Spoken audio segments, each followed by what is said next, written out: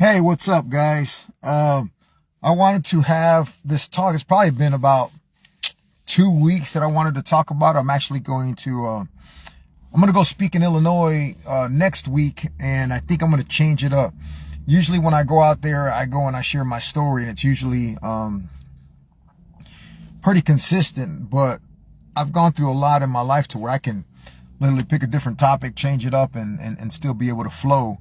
I'm thinking about doing that this time, and this time I'm thinking about making the topic alcohol. Last couple of weeks I've been thinking about alcohol and its effect on people for some time, and I come to you telling you I have no credibility, man. I'm really just giving you my opinion. I have no credibility because I'm not an alcohol counselor or nothing like that.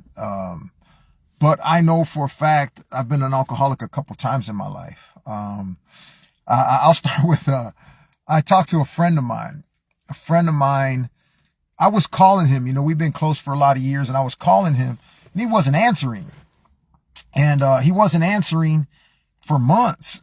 And, then I find out that he's locked up, so I was kind of pissed. I'm like, what the hell's this dude getting locked up for? And then later on, I found out what it was for. And then I didn't never know when he got out, but apparently he had been out a while and didn't call me. And when he finally called me, I was surprised, hey, how you doing? And he told me, he's like, I didn't call you because I wasn't ready for that ass chewing. We're friends like that. He literally said he wasn't ready to hear what I had to say about him having got locked up. I mean, we did a lot of time together. He ended up doing a lot of time on his own for something he did when he was young. And all that aside, one of the things he said is that he's done drinking. He was drunk and ended up getting into a little situation, ended up getting him locked up for some months. And he already had a horrible background, so that played a part in him getting some months. But one of the things he said to me was, and I'll never forget this because I've already shared it with a couple other people. He said, I don't always get in trouble when I drink, but every time I get in trouble, I've been drinking. So that just blew me away, man. It made sense. I don't always get in trouble when I drink, but usually when I get in trouble, I've been drinking. And I say that because that was me. That held true for me. I was drunk when I went to prison. The night I got arrested and went to prison, I was drunk. Most of the time when I was young, getting in trouble, I was drunk. I was an alcoholic at an early age. But then I was exposed to that stuff at an early age, man. Everybody around me, was into it. So, it was normal for us as kids to drink. I was joking with my brother just the other day, and I told him that there was somebody that I'm close to that I don't like being around because the energy is bad. And, and we talked, I said, man, you ever remember walking into a room and the tension is so thick that you can feel it? And I equate it to situations in prison. Energy is real. I've walked into a room and immediately know that something ain't right in this room. Something's about to go down. It's the energy you feel. The energy in the room is negative. And, so that's kind of what has had me wanting to do this for a couple weeks. Just knowing that people I care about, people I love, are going through what I went through when I was younger. And I was drinking a lot just 2 years ago, maybe about 2 years ago. I've been home 20 years now. So I'll start with there. I've been home 20 years now. And in the 20 years I've been home, I made it a point never to have alcohol in my house when my kids were growing up. I didn't drink around them when they were growing up. I didn't want to set that example for them. And back then, I would drink. It would be months before I would drink, or in between times that I would drink. A lot of times I would drink when I'd go home to visit Illinois. I'd hang out with my family and I'd drink. And alcohol has always been my vice. And And so for all those years when my kids grew up, they all moved out, I started bringing alcohol into the house. Or I remember even when they turned 21, it kind of changed. When the youngest one turned 21, it kind of changed. I would have, because I knew they were doing it. You know what I mean? So they were grown, and I used to always tell them, when they were young, when you grown, you do what the hell you want. Until then, you're gonna do what I say. And but it still wasn't often. I didn't have alcohol around often, and it was like that until a couple years ago. I think it's probably been 3 years ago. 3 years ago, I started drinking, and it started off with a casual. I was drinking, and I was going to a business meeting with a friend of mine. We'd have a lunch every Tuesday, and we started having a beer during lunch while we're talking business and trying to, plot how we're going to conquer the world. And we'd have a beer, and I ended up finding a beer that I really liked. And so that one beer at lunchtime turned into 2 beers at lunchtime. Turned into going and grabbing a 6-pack on the weekend, going home, taking it home, and having a few beers at the house. And that went on for probably about 1.5 years.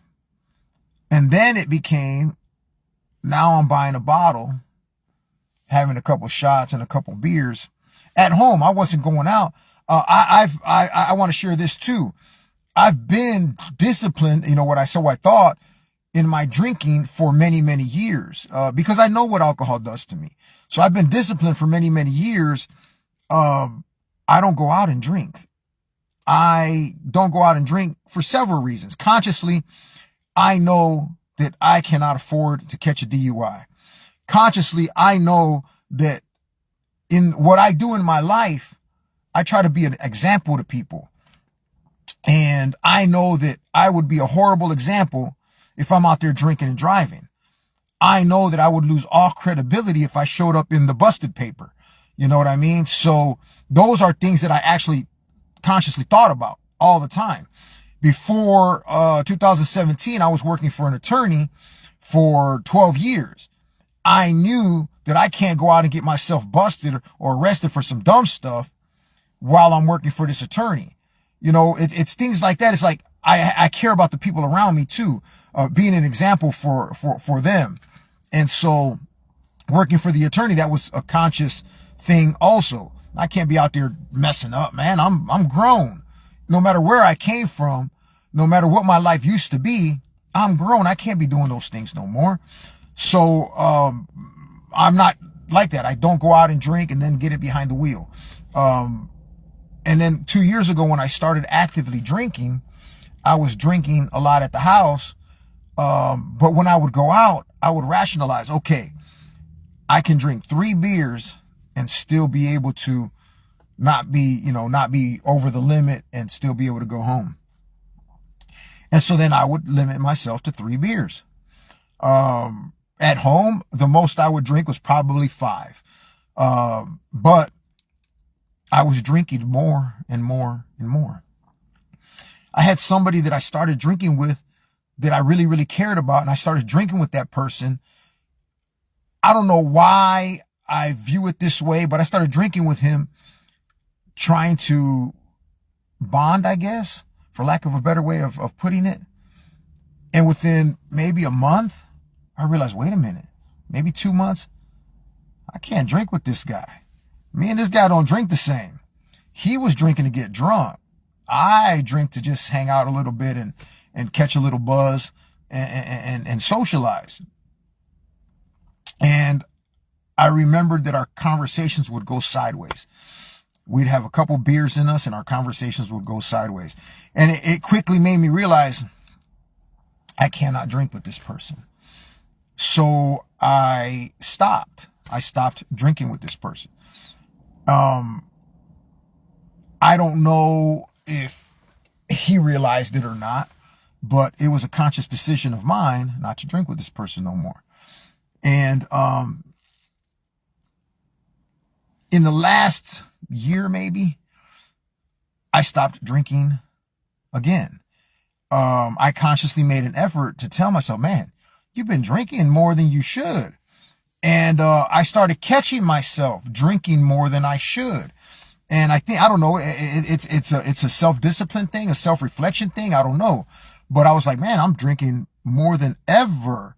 And when I say more than ever, more than in the last 20 years since I've been home. Before that, I was a raging alcoholic, bad. But I started consciously looking at myself and saying, hey, you're out of line, man. You're drinking more than you have ever drank before. So I started pulling away from drinking. And I was pretty good at it. I mean, again, it started to become, again, I would only drink. There's a couple friends that I hang out with. I'd go to their house. They'd have events. We'd go watch the fights together or something like that. And I'd have a couple beers. And I remember maybe once or twice drinking more than 3. Otherwise, it's always a 3-beer limit. But then I started realizing even that's getting to be excessive. So I pulled back even more. And I ended up having a conversation with a good friend of mine. And we were talking about he was drinking too much. And we weren't drinking together, but we were just having a conversation. And he was telling me, man, that he's been drinking too much. And we started talking about what alcohol is. We started talking about the energy that alcohol is. And he's like, you know, alcohol is a negative energy that affects your vibration, your energy. It's a negative energy that pulls your vibration down. And it was making sense. And he's like, you know, just think about it. All the people that are hardcore alcoholics, most of them have lost a lot of things. He's like, look at all the homeless people. Most homeless people are hardcore alcoholics. And it's not to be judgmental or anything, but it's like sometimes alcohol will begin to make changes in your life that you're not in control of or that you're not aware of. Alcohol starts stripping you of things that you care about, things that are necessary. You know, you start drinking and you get caught drinking on the job. Now you ain't got a job. Now you're pissed off you ain't got a job. You spend your next 2 paychecks drinking your sorrows away, pissed off at somebody else that you lost your job. You know, people lose everything because of alcohol.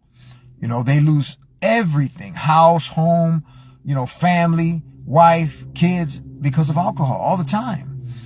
And so we were talking about that, and we were talking about, you know what, that negative energy just builds and gets worse and worse until that starts happening.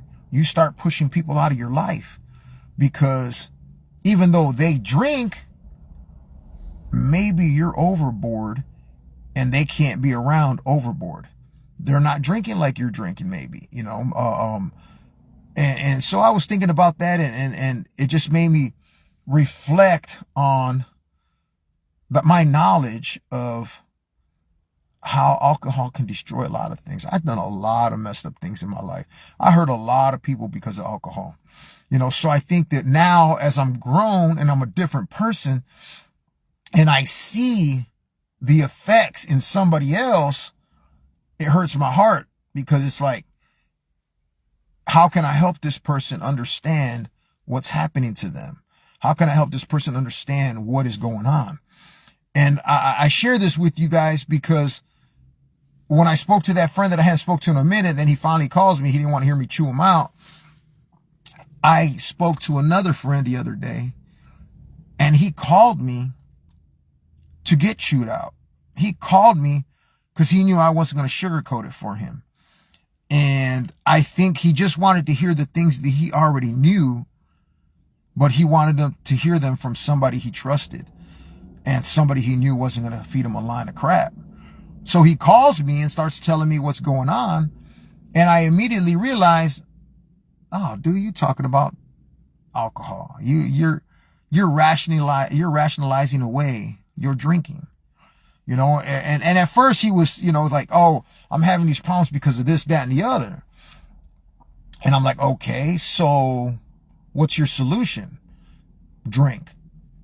Okay, so the drink builds the problem and vice versa, but drinking's not the problem? You think the other thing's the problem? You think the problems in your relationship are the attitudes and characters that are pushing you to drink? Or do you think that the alcohol is dictating your relationships and pushing the negativity in your relationships? And he knew the answer, but it's like he called because he needed that reassurance. And I basically told him, look, you got to have a game plan, man. You got to have a game plan. If you care about your family, you have to have a game plan. The beginning of that game plan has to be alcohol's not necessary. And this is a guy that I know wasn't drinking for years. So me knowing that and me kind of over the years watching him prosper, and all of a sudden that prosperity starts trickling down, what has changed? You were prospering over here for so long and there was no alcohol in your life. Now all of a sudden there's turmoil in your relationship, there's turmoil in your employment, this, that, and the other, and you've added something to the equation, and you don't necessarily want to admit that that's what it is, because you want to continue doing what you're doing, but you called because you want to hear it from somebody else that it may be the alcohol. So we had that conversation, and I think he understands. Now it's up to him to make a decision. Alcohol is a poison, man. I was doing, based on these last conversations with a few different people and me thinking I wanted to do this video about the effects of alcohol, I started doing research on your vibration, your aura. When you walk into a room, you're going to walk into a room and people are going to feel your entrance. They're going to either feel comfortable or they're going to feel tension. And good energy, people want to be around good energy. People talk about it all the time, man. If you're always smiling, you're going to attract people that are always smiling. If you're always sour-faced, you're going to attract sour-faced people, or people that are always smiling are not going to want to be around you. So that's kind of what I was looking into when I was starting to just do a little research for this.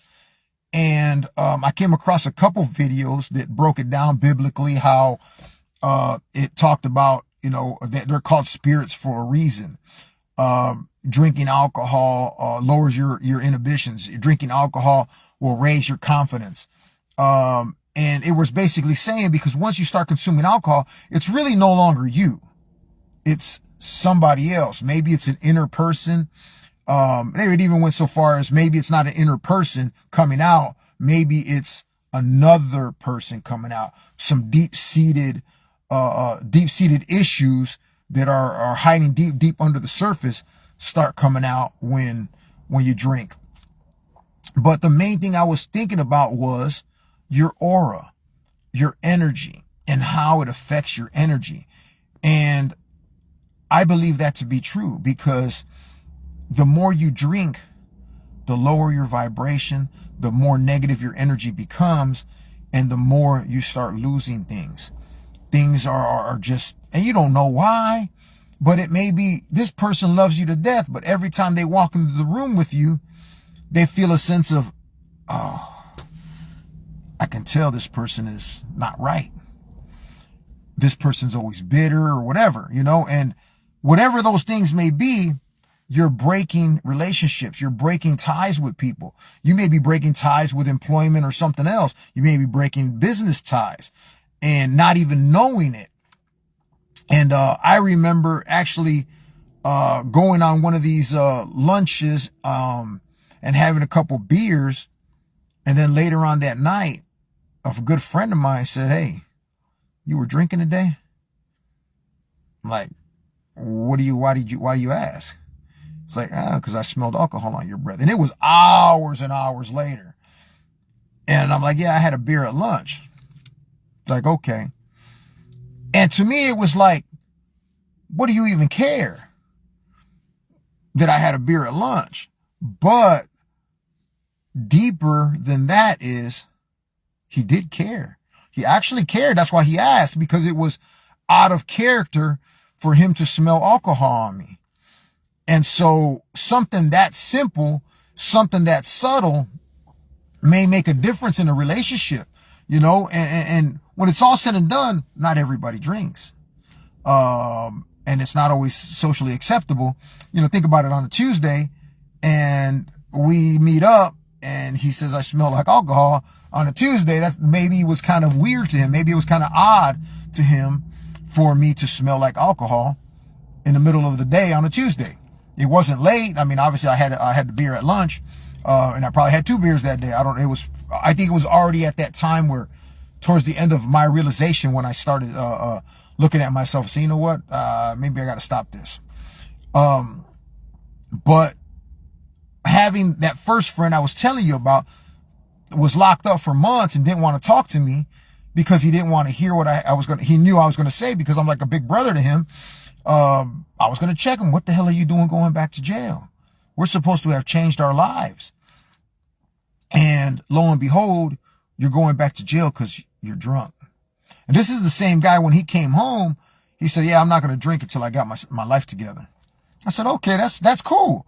And he didn't drink until he got a good job, stable job, actually bought a home and figured he got his life together and started drinking. And the life that he had was a truck driver, CDL license. And one night he's out drinking and literally had enough sense to call his wife to come pick him up at the bar because he was drunk. And she's like, okay, I'll be there. He got impatient because she didn't get there right away, jumped in the car, went to go home, got pulled over, lost his CDL license. You know, and that wasn't enough to make him cut it out. He went, did his little DUI thing, lost his CDL, and kept on drinking.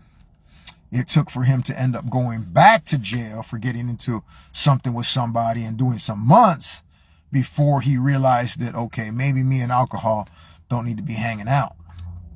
You know, it's just a matter of time if you're abusing it. And I say this because I say abusing because there's people all over the world that drink, don't get DUIs, don't go out drinking and driving. They don't go out drinking and getting in trouble, you know. So we can't say that every time I drink, I get in trouble. That's not how it works. But for a lot of people, every time they get in trouble, they've been drinking.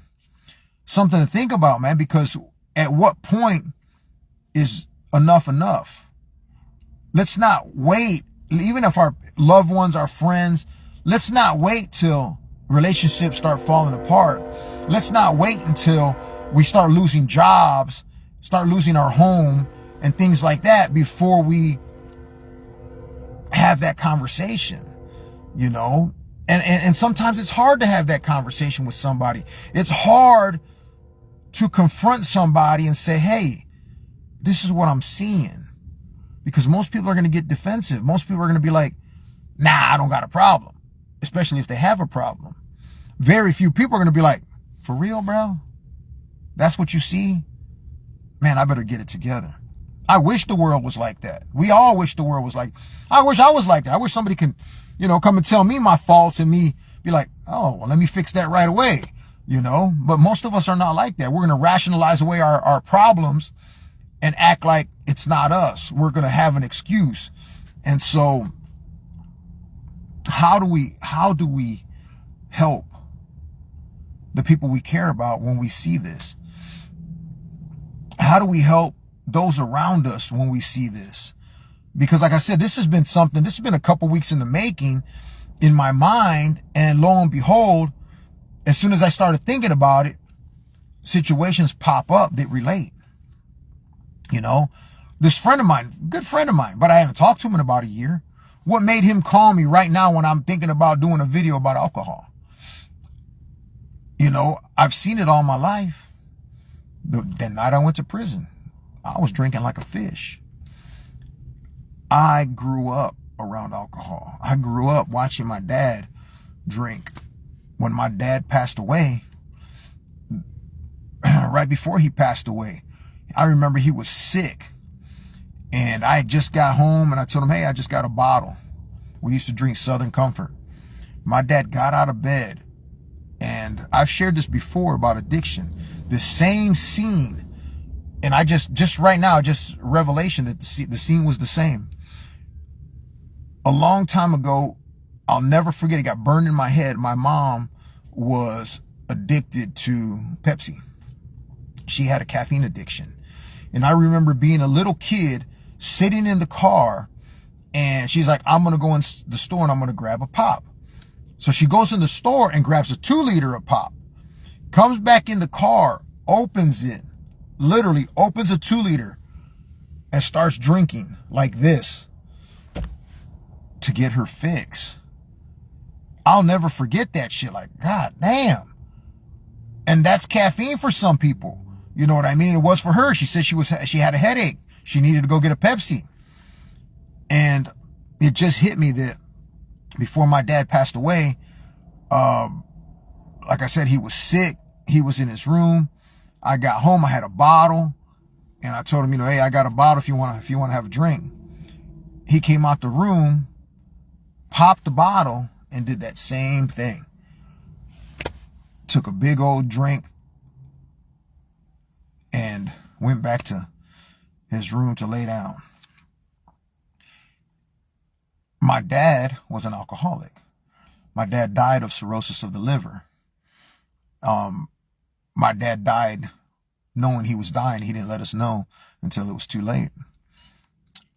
I think that's one of the reasons that I have a big, I don't frown on alcohol. I don't frown on it, man. I mean, I still drink. I still have drinks once. And that's why I said in the beginning, you know, I'm coming to you with no credibility whatsoever because I still drink. But I've been around it long enough to know what I'm looking at. I've been around it long enough to recognize when I see something that's a problem, you know? And do I have a problem? Maybe I do. Maybe I'm rationalizing. Maybe I'm projecting right now. I don't know. You know what I mean? But I know that I see it in people that I care about that is forcing me to come forward and say, man, we need to really take a look at ourselves sometimes. We really need to have these conversations with other people sometimes. You know what I mean? And I say that with saying, when I was a kid, it was hard for me to hear my dad telling me, don't do X, Y, and Z when I'm watching you do X, Y, and Z. You know, my dad used to tell us, don't be running the streets selling drugs and all these other things, but that's what we grew up around. So it's hard for one to say, yeah, I understand what you're saying, when we both have a beer in our hand. You know, it's hard for you to expect somebody to say, yeah, I hear you, when we're sitting there with a beer in our hand and I'm telling you that you drink more than you drink too much while I got a beer in my hand. You know, the first thing that's going to come to their mind is hypocrisy. You know, how's this hypocrite telling me I drink too much when he's got a beer in his hand right now too? You know, so it's kind of like the juggling act. How do we do it? How do we reach those people that we think have a problem? How do we have the credibility to say, hey man, I think that you're on a bad path, you know? But we have to figure out a way. For me, it's just been sharing information for the last 2 weeks. I've been sharing information for the last 2 weeks because somebody in my life is dealing with some things and I don't know what it is. I don't know if it's an escape. I don't know if it's chasing the high. I don't know, you know, but what I do know is I see the effects. So whatever the reasoning behind it is, I can't say I care. All I care about is the effects. You know, the reasoning behind why people drink, I mean, they have to figure that one out. I don't know, you know. I used to drink because I enjoyed the high. I hated the taste of beer. There wasn't a lot of alcohols that I could say that, oh, that tastes good. No, they all burn. They all taste nasty. They all taste like sugar, you know, whatever that flavor is. Beer's bitter, but I loved that high, and that's why I used to drink. Um, you know, right now I don't do anything else. I haven't done anything else in ages, but I still have, you know, a few drinks once in a while. But like I said, 2 years ago, I recognized that I was on the wrong path. I started to drink too much, and I was able to catch myself. I've honestly always told myself all my life that I am stronger than any addiction. And I say that because I was hooked on cocaine twice in my life when I was younger. And both times it took a decision. It took for me to say, yeah, I'm done with this. This is getting a little bit too far, too out of hand. I'm done. And I stopped. Most people can't. Most people have the addictive behavior to where they don't believe they can stop, so they continue on with their addictive behavior. I have a good friend of mine now. He confesses that out of his mouth. You know, he says he's a Christian, but he's always saying negative things about himself. And it's like, dude, your words are powerful, man. You cannot be talking like that. You cannot be telling the world and the universe that you're an addict, because the world and the universe is going to be like, okay, I guess we're an addict. Let's find our supply, you know? But he always says, oh, I got an addictive behavior. I got an addictive personality. And it's like, dude, no, everybody has power, man. You know, even if it's just speaking, I don't need this no more. I don't need this no more. I don't need this no more. I can get help. I can figure it out. I can get help. You know, even if it's something that simple. How do we reach those people? We need to make sure that we're not turning a blind eye to people that need help, you know? So I just wanted to talk about, man, alcohol is a powerful, powerful drug. You know, it's legal. That's what it makes it even more powerful. It's legal, you know, easily accessible. I have people that I really, really care about that I think have a problem, and I've experienced that problem. It can be overcome. That problem can be overcome. And I say that because I've overcome that problem several times. You know, I'm sharing this because it's a lot more out there than we want to admit. There's a lot more people that we care about that have an addiction. It doesn't have to be alcohol than we're willing to admit sometimes. So just something to think about, man. It destroys. It does destroy. It has the capability of destroying lives. And I've seen it. You know what I mean? My dad died when he was 42 years old. That is young, man. I'm 54 years old. So he died, you know, way younger than me. And so that kind of hurts, man. That shit kills you quick, man.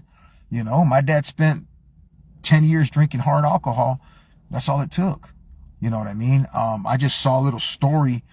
I don't know if it was true or not, but it was a story on Facebook talking about this person, and everybody loved this person, hard worker. He was a great guy, but he was an alcoholic. He was a functioning alcoholic is what they were talking about, a functioning alcoholic. Somebody that goes to work every day, but as soon as they get home, they're hitting that bottle until it's time to go to bed to get up and do it all over again. And that's the scary thing for me. The scary thing for me is because I've seen functioning addicts, man. I've seen functioning addicts, and because they're functioning addicts, sometimes they don't see nothing wrong with what they're doing. And that's not the case. I'd hate for that aura to be burnt to the point where you've rejected everything around you. You have pushed away everything around you. Now you have nothing left.